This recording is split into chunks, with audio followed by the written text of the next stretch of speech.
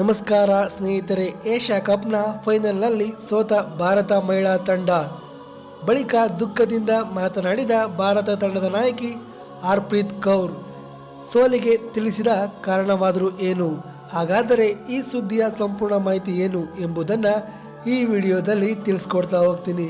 ಹೀಗಾಗಿ ಈ ವಿಡಿಯೋವನ್ನು ಕೊನೆವರೆಗೂ ನೋಡಿ ಸ್ನೇಹಿತರೆ. ಅದಕ್ಕಿಂತ ಮೊದಲು ಭಾರತ ಮಹಿಳಾ ಕ್ರಿಕೆಟ್ ತಂಡ ಶ್ರೀಲಂಕಾ ವಿರುದ್ಧ ಸೋಲಲು ಕಾರಣವನ್ನು ತಿಳಿಸಿ. ಹೌದು ಸ್ನೇಹಿತರೆ, ಟಾಸ್ ಗೆದ್ದು ಮೊದಲು ಬ್ಯಾಟಿಂಗ್ ಮಾಡಿದ ಭಾರತ 20 ಓವರ್ಗಳಲ್ಲಿ 6 ವಿಕೆಟ್ ಕಳೆದುಕೊಂಡು 165 ರನ್ ಗಳಿಸಿತು. ಈ ಗುರಿಯನ್ನು ಶ್ರೀಲಂಕಾ ತಂಡ 18.4 ಓವರ್ಗಳಲ್ಲಿ 167 ರನ್ ಗಳಿಸಿ ಏಷ್ಯಾ ಕಪ್ನಲ್ಲಿ ಚಾಂಪಿಯನ್ ಆಗಿ ಹೊರಹೊಮ್ಮಿತು.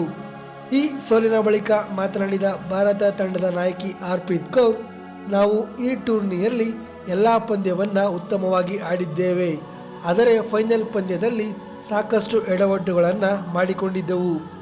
ಈ ಕಾರಣದಿಂದ ನಾವು ಸೋತೆವು ಮತ್ತು ಶ್ರೀಲಂಕಾ ತಂಡ ನಿಜವಾಗಿಯೂ ಉತ್ತಮ ತಂಡ.